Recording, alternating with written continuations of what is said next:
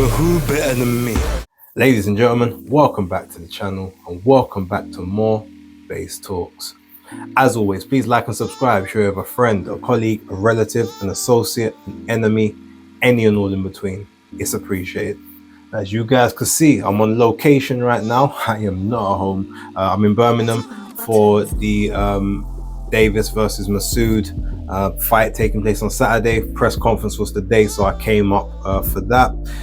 Didn't really do much in terms of the press conference, but had a couple very interesting conversations, which I may talk about on a possible stream we may be having coming up soon. But purpose of this video, I got in some time with British-born, New Zealand-based light heavyweight Jerome Pampellone, who is now one of the newest signings of Nova Sports. So shout out to Napa for the connection and obviously getting me the opportunity to speak to him.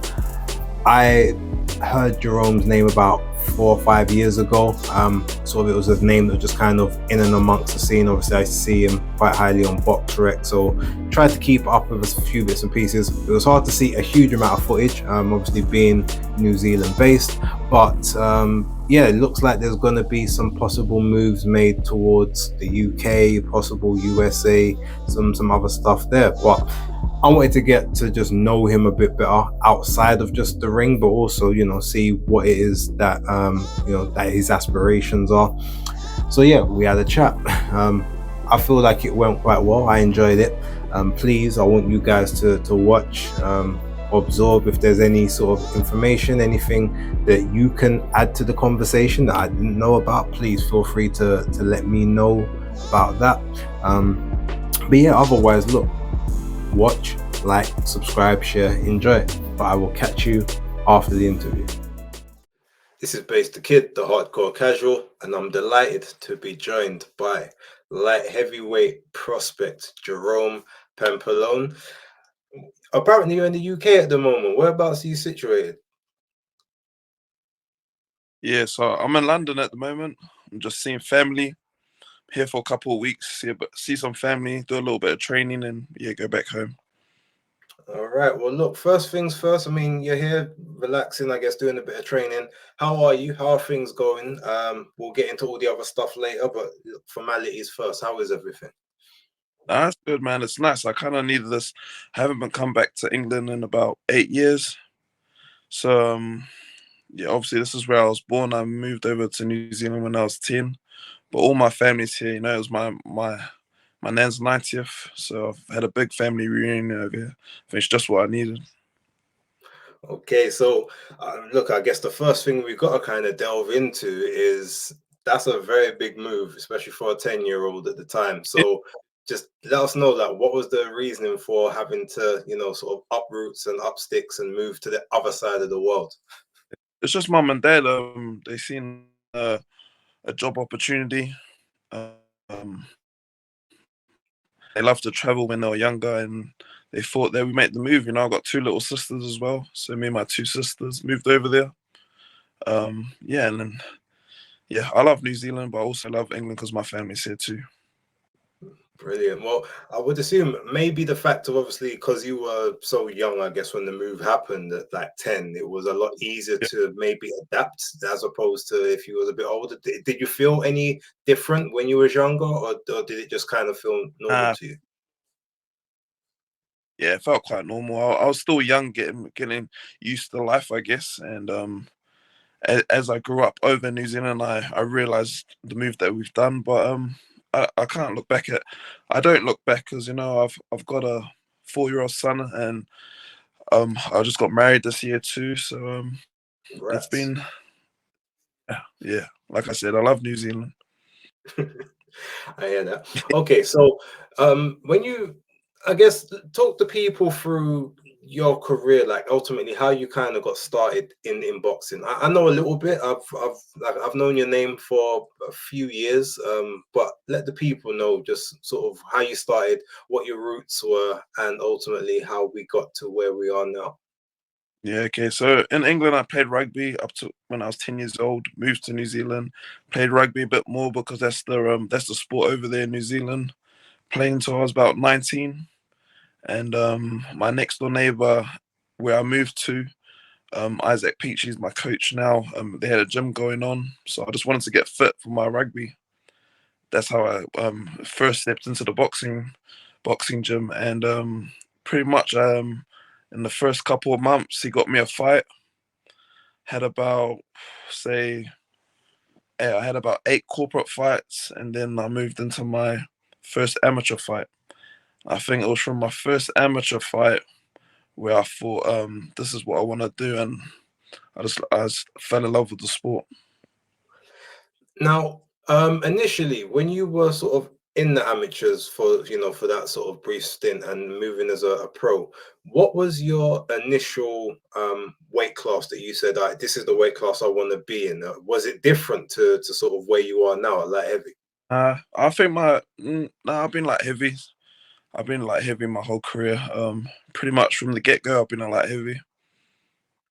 Was there ever a moment or a thought for you to try and move down to super middle? Because I have seen you did have a fight. I think it was last year where you came in at like 169 or something. Was that you testing the waters to go to super middle? To be honest, it wasn't. I just came in a bit light, maybe a bit nervous. But now we're in conversation. But I feel the light heavyweight and me making that weight, I make that quite well, and I feel strong at that weight. Okay, fair enough.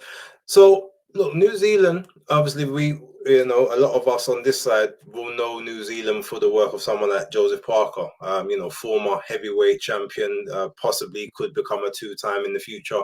But that's sort of like the only real exposure a lot of people on this side would have. So, what is the boxing scene like there? We've heard more about the Australian side, but in New Zealand, how was that sort of when you did sort of try to go through that process to from amateur to pro? To be a pro in New Zealand is quite hard. Everyone's shooting over to Australia to try and get promotional teams over there. But from the get go, I've started with Isaac Peach Boxing. They've kind of made their own path, their own journey. So we've got about say 8 amateur fighters and 5 pros. So from the get go, he's made out to transition from being an amateur, from turning pro, and he puts on shows himself. So it is a bit difficult in New Zealand unless you obviously go to the Olympics, get something,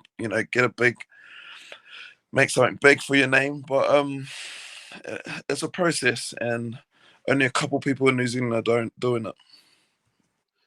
And in terms of the process, look, I know that you're a professional, so you're fighting, you clearly enjoy the sport in some capacity. You said it's something that, when you was doing it younger, doing it for the fitness, but then no, you really enjoyed it. But the process as it is now, has things been easier as of late? Has they been harder? Is the process something you don't like, or do you feel like it's the making of you? I feel I'm still young, I'm only 28. I started quite quite old. I was 19, so I haven't been in the game for too long compared to some of the fighters. But it's a journey, man. At the start, I was kind of just going with the journey, but I know what's possible at the end of the journey. So I'm just fully zoned in. I love the sport. I love being around my team. I love what comes with it. I love the achievements. Yeah, there's no looking back. The only way is forward. Okay. Now, obvious elephant in the room. Last two fights, you won majority decision, lost to Malik Zanad, who ended up getting a Dimitri Bivol opportunity off the back of that. Then Yeah. also split decision, lost to Connor Wallace. I was really looking forward to actually watching that fight, but unfortunately, it wasn't on the zone. I didn't get a chance to see it. But when I saw the fight itself, I thought, oh, this should actually be a very good fight because I've heard a bit about Jerome. I've seen some of your work previously, and I'm pretty cool with Connor, so I knew how the styles would mesh. Mm, They usually say if the away fighter gets a majority or a split decision loss, they didn't lose. What yeah. was your thoughts of those fights? Like, how did you see them go in? How did you feel about those fights themselves? Yeah. Uh, Personally, I thought I left it too close. Being a away fighter, not at home. I need to be winning convincingly. So even though I feel I might have won, it's just I didn't win enough. You know, I didn't wear clearly enough. So that's what we're working on. You know, we're right. We know where we're at. We're right at the top of the world. We've come short just by a small margin. But like I said, I'm only young. I'm 28. And now I feel like I'm going into my second, like my next stage of my career. You know, I've had this opportunity. I'm signing with Oversport. No, actually, I was just So literally about. Oh, sorry. Can you hear me? yeah, Oh, yeah, no, sorry. Carry on. No, I didn't mean to cut you off. yeah, no, so yeah. Well, yeah. What I was saying is, I've signed with Oversport now, and then he's got a big community with the English side, with the American side. So I'm looking forward to that. You know, I feel like I said, it's the next part of my career, and hopefully I get some big fights back in England. Yeah, thank you. I was literally going to come on to that. So obviously signing with Oversport, I've known Napa for many years. Funny enough, we knew each other before boxing. It was a totally different industry which we connected on. So I've seen the work that he's been doing, the management team, and like Mm. sort of the everyone that he's sort of been collating together. What was it about him, his approach, his contact with you that made you feel, yeah, this is the right move, and I need to obviously maybe base myself outside of New Zealand to get the opportunities now, Yeah. or to at least be put in better positions? Yeah, I feel obviously I don't want to lose, but everything is just happening at the time it needs to happen. So I think this chance going with Napa is huge, and I'm grateful. But it's like I said, it's the next step of my career. Him and my coach Isaac, they've been talking. They have been talking for a while, for a while now. So they had a communication. They had a relationship beforehand. Um, well, yeah, man, I'm just fortunate that he's obviously seen something in me, and he knows that what I'm capable of. And the scene in England is huge. You know, there's so many light heavies. There's so many light heavies that I would love to fight, and it's just about getting my name out there and showing everyone who I am. So being 18 and 2, but having 20 pro fights at this point, I mean, a lot of the time people say like the apprenticeship pretty much ends around about the 11th to 12th, and then you start to step it up after that. Who do you feel like is next in your trajectory in order to either get yourself up those rankings, or like to maybe get your visibility more so inside the UK, or even possibly that Saudi region? Who do you need to take on? So mainly most of the light heavies that are in the UK, they're all top opponents, they're all top operators. But there's a long list of them. So I basically just need to come over to England, get me a fight, win well, and then it'll shoot off from there. Have you got any potential dates penciled in for for maybe the next few months, whereby you get the opportunity to have that showcase fight or that proving ground fight over here in the UK? Not yet, but there's been lots of talk, lots of conversation with my team. But I'm hoping next year. I'm hoping to be fighting over here next year, fighting a top light heavyweight opponent and showing England who I am. Are you looking to, I guess, move back over and bring the camp over here, or are you going to sort of stay over there and then just figure out your camps and stuff nearer the time when those fights happen? Yeah, you never know. You know, I'm signing with Napa. It's opened up my eyes to to a lot of things. But I'm loyal to my team, Peach Boxing. But obviously, getting the camps overseas that would be awesome. Sparring different opponents, just making me better. All I want to do is better myself. All my team wants to do is better ourselves, and eventually, fight those top fighters. Okay. For the people who've obviously never seen you box and maybe are now going to be waiting for this inevitable sort of showcase fight, Mm. tell them what kind of boxer are you? What sort of style do you try to implement? Like how do you operate in the ring? I feel I'm a technical come forward fighter. So I'm a come forward fighter, but I feel I have great defense too. So if people want to bang with me, then I'm ready to bang. Yeah. Okay, okay. So taking it, I guess, to some of your contemporaries at the moment, because look, you're where you are, you made it quite clear. Look, you want the names, you want people to know who you are.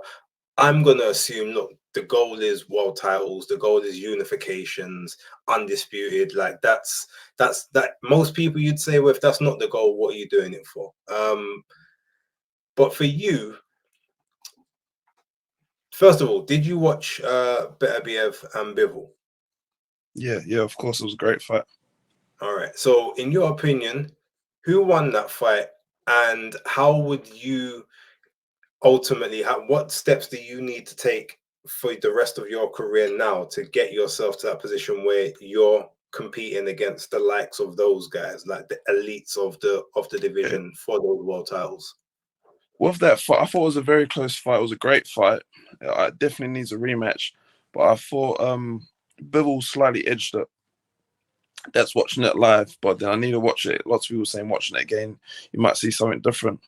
But I felt Bivol slightly edged it, and for me to get to that point, it's just experience. I reckon I need. I just need to be, you know, like you said, fighting over the world, doing camps over the world, getting my face out there, mixing it with different people. I truly believe I'm not far away, even though I'm still quite young. You know, the time when you peak, is around 30, I'd say. So I've still got a bit of time. Um, but just like I say, I'm always learning. I'm loving what I'm doing, and I truly believe my team truly believe we'll get there. Okay, a couple other fights actually. Funny enough, because over the last couple weeks, there's actually been quite a few of again these light heavyweight contemporaries that you're Yeah, going to be looking to match up against. So the first one of them was Joshua Boatsi, so it was yeah, Boatsi versus Hutchinson. yeah.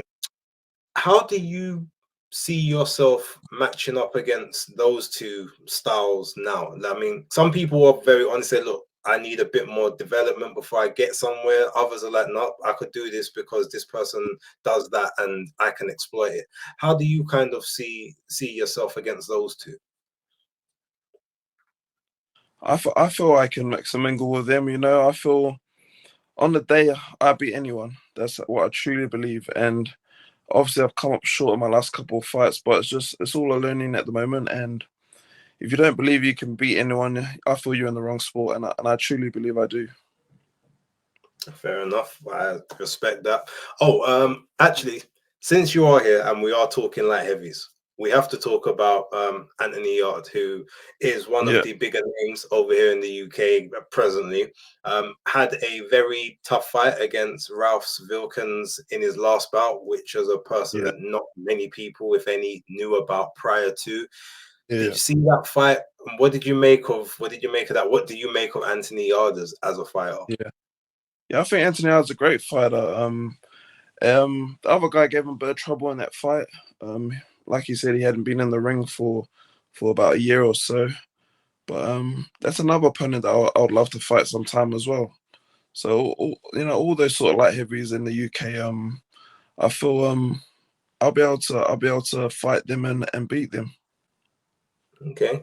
There was obviously the weekend just gone. Not this one just before that, but there was Dan Aziz and Louis Yeah, Edmondson. Obviously, they're fighting for domestic honors. yeah, Technically, you are British, so you should be able to, get in those Commonwealth, those British, those yeah. European discussions. Have you Mm. had any sort of any talks with the team about potentially trying to fight for those belts as well, moving forward? Yeah, it's been in conversation. I just gotta get back on my winning streak. I'm gonna have a fight over in New Zealand early next year. And then there's so many possibilities which I love. So next year I feel it's going to be a big year for myself, and I'm going to put my name out there and hopefully get a fight in the UK. Brilliant. Couple more from me. I appreciate your time. But I want to know just a bit more about you now outside of the ring. Mm. Yeah. Yeah, So obviously we've worked through the history, how you got into the sport, what you see yourself, the losses, how they've helped you. But what does Jerome do outside of the ring, like for either for fun or to take his mind away from the stresses and the struggles of Yeah. boxing? So when I'm not a boxer, I'm a family man. I have a wife and I got a 4-year-old boy. So when I'm not boxing, I'm just involved with my family. Taking my boy out to the park and that, doing things that he loves to do. I feel that's like my release. My relax time. So all I do, man, is box, be with my family, and back to boxing and being with my family. That's my life. You know, that's brilliant. Okay, I'm assuming if he's out in the park, he must like sports. What's his sports of choice? he's he's an active boy, so he doesn't have a he doesn't have an exact choice. He loves riding his bike, he loves throwing the ball around. Doesn't got a specific choice. He's an active boy, and he's definitely gonna be a sporty boy. Fair enough, fair enough. All right, so last one then from me.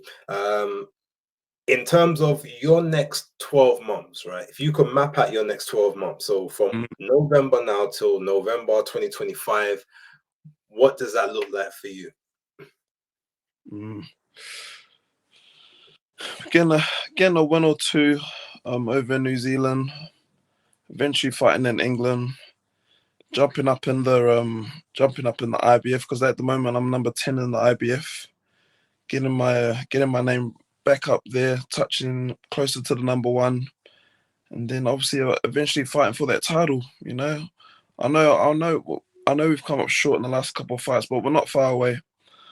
We know what's went wrong, what I've got to do, and I feel me coming over to England, seeing my family, it's giving me another fuel, that fuel in the belly. And next year is going to be a big year for me and my team. So you're hoping for minimum 3 fights next year? Yeah, definitely. Sounds good. And is the IBF is that the one specific you're looking for, or is that like the route you've always wanted to take, or is that's the opportunities you've kind of got right now? That's the sanctioned body that we've been the highest in, so we've shot for the IBF. Okay, I hear that. Well, look, Jerome, thank you very much for your time. I don't want to take up much of it. I want you to go and enjoy time with your family. You're not going to be over here for that long. But yeah, look, appreciate you. If there's any last words you want to leave to anyone's watching, please feel free. But yeah, thank you very much for your time. Now, thank you for having me on. I just want to say that thank you to Oversport, for bringing me on. And I think next year is going to be a big year for JEROME Pampellone and Peach Boxing. And all the light heavies in the UK, will be coming. Look forward to it. All right, man. Thank you very much. Speak to you soon. All right. Thank you, man. So yeah, look, I feel like I learned quite a bit there. New Zealanders, they definitely seem to be family orientated. I've noticed that a lot there, and even like a lot of the Australian people that I know, but specifically New Zealand. So it's a very good quality to have. It's a quality I admire. It's a quality that I associate with. 18-2. The last two losses, majority split. A lot of people say, if you are the away fighter and you lose a split decision or majority decision, chances are you probably didn't lose that fight. I can't comment on those two fights though. I haven't actually seen them. I've seen some other fights, but I haven't seen those ones. The Conor Wallace one, I was actually hoping would have been on DAZN, but it didn't actually end up on the DAZN card, and that was the fight I really wanted to see.